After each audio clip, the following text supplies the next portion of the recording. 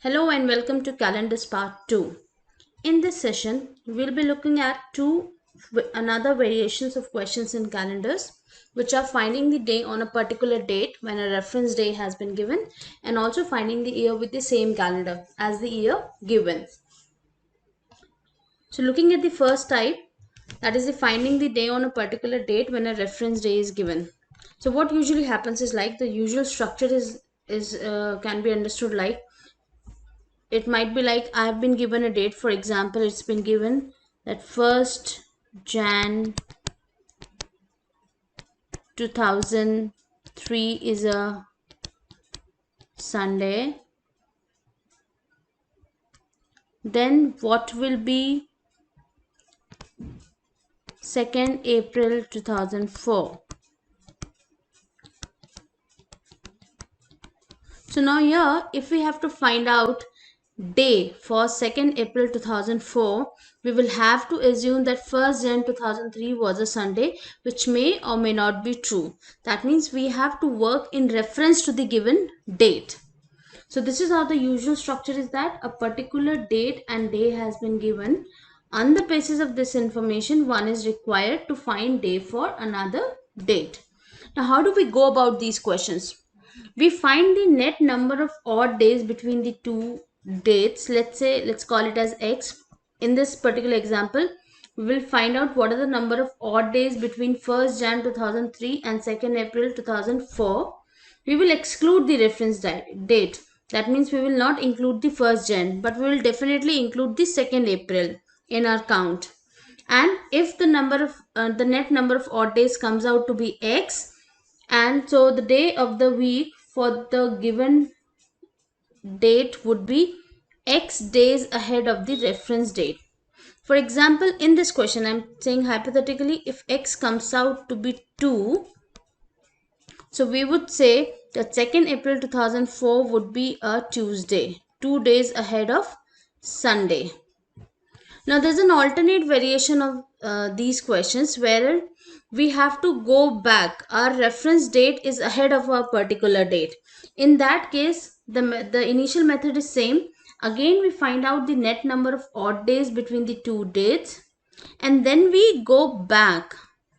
Continuing with the same example, if it has been given to us, if 1st Jan 2003 is a Sunday, then what would be, let's say, 15th September 2002.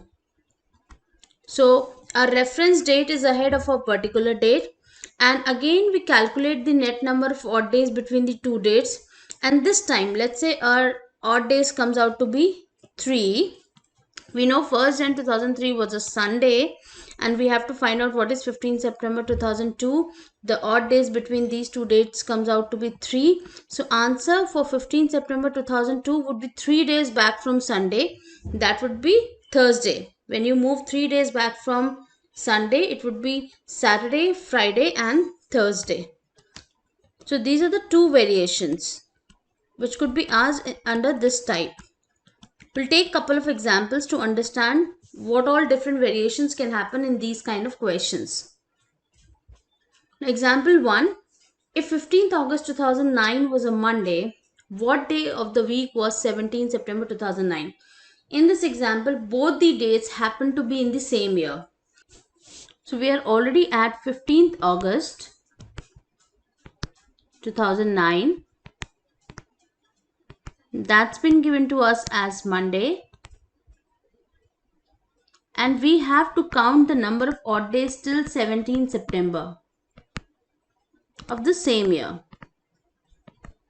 So when we count number of odd days in August 2009,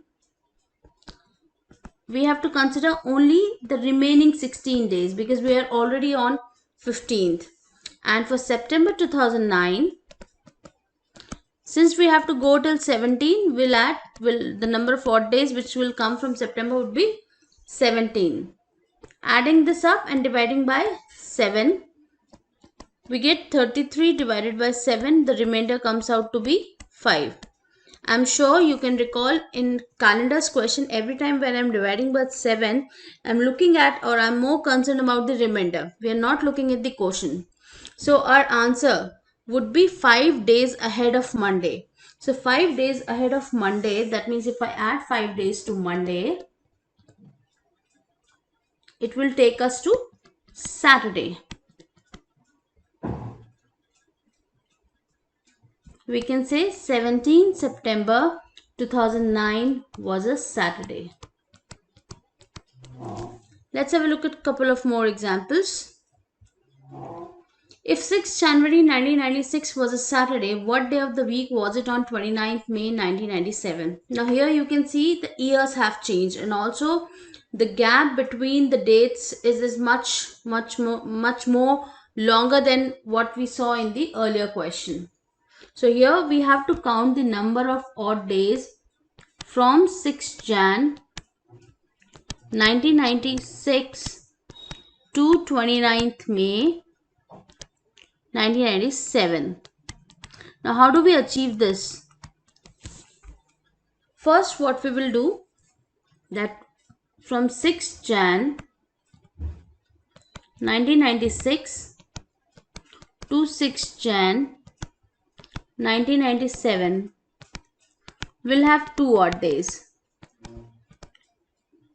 Why? Because 1996 happens to be a leap year. So counting the number of odd days, two odd days when I'm moving from 96 to 97. Then we have reached till 6th January 97. 25 more days of January 1997. 28 days of February 97. 31 days of March 97. 30 days of April 97 and 29 days of May 97. Now rather totaling up these big numbers, what we will do, we will take their remainder with 7 here itself and then add up those. So 2 divided by 7 remainder would be 2 only. 25 divided by 7 remainder is going to be 4. 28 is going to give me a remainder of 0. 31 will give 3. 30 will give 2 and 29 will give 1. And then we'll take the final remainder with 7. So the total comes out to be 12. And 12 divided by 7 remainder happens to be 5. So our answer should be 5 days ahead of a Saturday. Okay, if 6th January 1996 was a Saturday, 29th May 1997 will be 5 days ahead of Saturday. That means it's going to be a Thursday. That's how we have to approach these questions. I'm sure it is getting clearer to you now. That the idea is simple. Find the net number of odd days between the two given dates and then accordingly move forward or move backward. Third example. If 3rd July 2007 was a Friday, what day of the week was it on 1st July 2001?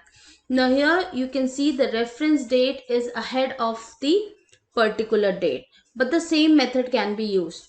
So we are required to find the number of odd days between 1st July 2001 to 3rd July 2007. We can also use the counting method, but that will take time, or rather we'll simply go with the odd days method. Now this question can be looked at it as like from 1/7/2001 to 1/7/2002. This time period is going to give us 1 odd day. Then 1 July 2002 to 2003. This will give us 1 more odd day. This will give us 2 because that's where we will meet the February of 2004. Then 1/7/2004 to 1/7/2005. Another 1 odd day. 1/7/2005 to 1/7/2006. 1 odd day, and 1/7/2006 to 1/7/2007, another 1 odd day. And since we have started with 1st July and we have to go to 3rd July, another 2 odd days. Now adding all these numbers, we are reaching at a total of 9. Now 9 divided by 7, remainder again happens to be 2.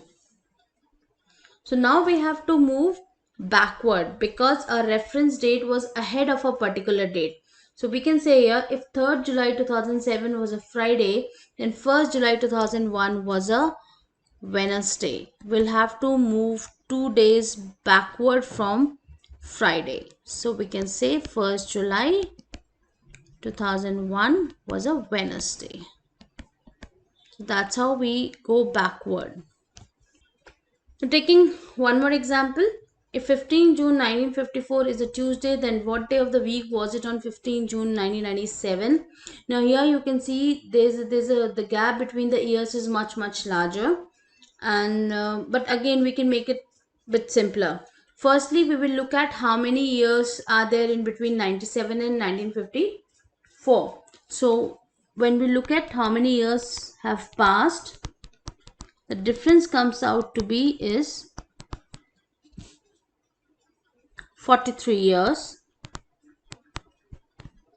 Now in these 43 years, there would be some leap years and some ordinary year. We know each leap year gives us 2 odd days and each ordinary year gives us 1 odd day. I can also understand it that each leap year is giving me 1 odd day, which is same like as an ordinary year, and additionally it gives me 1 more odd day. So we'll work on this concept here. So first number that I'm writing is 43 odd days. These 43 years will have 43 odd days. Why? Because whether a year is a leap year or an ordinary year, in any circumstance, it is going to give me 1 odd day for sure. So I'm tabulating, or I'm keeping 43 odd days for those 43 years. Now in this method, since the year that we have chosen, that's somewhere in between, that's not a leap year. Okay, so how we should approach it? First, we should move to the nearest leap year. Now, after 54, the next leap year happens to be 1956. So, we will add 1 more odd day for 1956. Now, our initial gap of 43 years has been reduced by 2 because from 1954 we have moved to 1956. Now, in this span of 41 years, if I have to check how many leap years are there, we'll divide by 4 and we see the quotient comes out to be 10. So another 10 odd days for the 10 leap years. So the total comes out to be 54 divided by 7. So again the remainder comes out to be 5 odd days. So if 15 June 1954 was a Tuesday, then 15 June 1997 would be 5 days ahead of a Tuesday. That means it's going to be a Sunday. Now you might ask why I have moved to 1956 first here. Now pay attention here. If I would not have done this, and if I would have simply said that it's a gap of 43 years, and we'll divide 43 by 4 and we'll look at how many leap years are there, we would have still got our answer as 10. But in reality, these 43 years have actually 11 leap years. So the best way to not commit this mistake is to first move towards the nearest leap year and then find out the leap year in the remaining time period. If we don't do that, we might end up getting a calculations wrong and hence getting the wrong answer. Okay. Now type 2, finding the next year with the same calendar. Okay. Which of the following year will have the same calendar as 2015?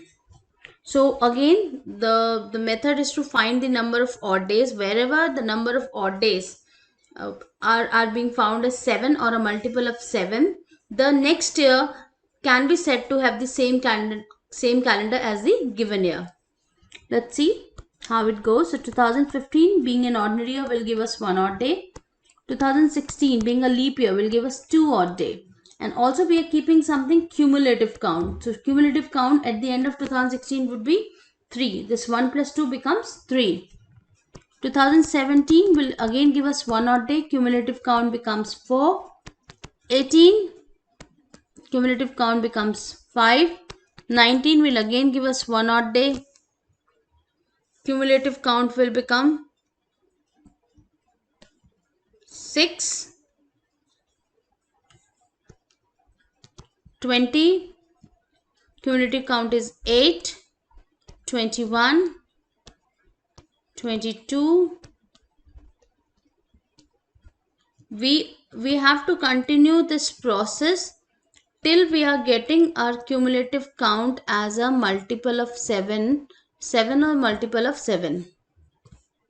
Now here we see that at the end of 2025, this is 2025, our cumulative count happens to be 14, which is a multiple of 7. So here we can say that 2026, the next year after 2025, will have the same calendar as 2015. This is one way to approach the same calendar year questions. Definitely it's taking much timer, and there is a shortcut for approaching these kind of questions, which goes like, so there's a simpler way. All we need to look at the format of the year. If it's a leap year and we want to find out the next year having the same calendar, simply add 28 years. If the year is of the format leap year plus 1, for example 2021 is of the format leap year plus 1 because 2020 happened to be a leap year. To find the next year having the same calendar, add 6 more years to it. Leap year plus 2, 2022 is of the format leap year plus 2. So adding 11 year to that, and leap year plus 3, again we have to add 11 years to this. So if I am taking my benchmark as 2020 as the leap year, 2021 is of the format leap year plus 1, 2022 is of the format leap year plus 2, and 2023 is of the format leap year plus 3. And all I have to remember is plus 28 plus 6 plus 11 plus 11. That's it. Now, does this rule is applicable everywhere? No, there is an exception. There is an exception when a century year does not happen to be a leap year. In that case, these plus 6 and plus 11 do not work. Let's see what are those exceptions. Now, exceptions are for the years of the 90s of a century ending in a non-leap year, which would be like 1700, 1800 and 1900. They do not follow this pattern. In fact, they follow a pattern of 12 years. Okay, so if the year happens to be like 1890 or for 1897 or 1897 or 1898, the calendar would not have repeated in 6 or 11 years. In fact, the calendar would have repeated in 12 years. Let me take an illustration and explain it to you. Let's take an year in question here, 1897, which is of the format leap year plus 1 because 1896 was a leap year. And if I use plus 6 here, then if I would say the 1903 would have the same calendar as 1897, but that's not true. Why? Let's understand it here. Now, 1897 being an ordinary year will give us 1 odd day. 98 will also give us 1 odd day. 99 will also give us 1 odd day. Now comes 1900, which is not a leap year. It's an ordinary year, will again give us 1 odd day. 1901 will again give us 1 odd day. 1902 will again give us 1 odd day. So from 1897 till 1902 we are getting 6 odd days, which is not a multiple of 7. So we cannot say 1903 will have the same calendar as 1897. To have the same calendar, the number of odd days between the 2 years have to be multiple of 7. Okay, and if I go beyond, if I take one more year, 1903, which will give me one odd day, the count of odd days comes out to be 7. Again, we cannot say 1904 will have the same calendar as 1897, because 1904 is a leap year and 1897 is an ordinary year, and a leap year and an ordinary cannot have the same calendar. So this plus 6 concept does not work with 1897. So these are the exception years. Just remember this, and this exception comes into the picture whenever we have a century ending in a non-leap year. So for the years 90s, like 1890, 91, 97, 98. So for these particular year of 90s of a century ending in a non-leap year, like 90, 91, 97 and 98, we would find the calendar repeating at a gap of 12 years. So 1890 calendar would repeat in 1902. 1897 calendar will add 12 here, will repeat in 1909. For the years 93, 94, 95 and 99, they will repeat at a gap of 6 years. Though for example 1899 is of the format leap year plus 3. And we have seen that we add 11 years, but here we won't get our answer by adding 11. We would get our answer by adding 6 years. So these are couple of exception years where you have to pay attention.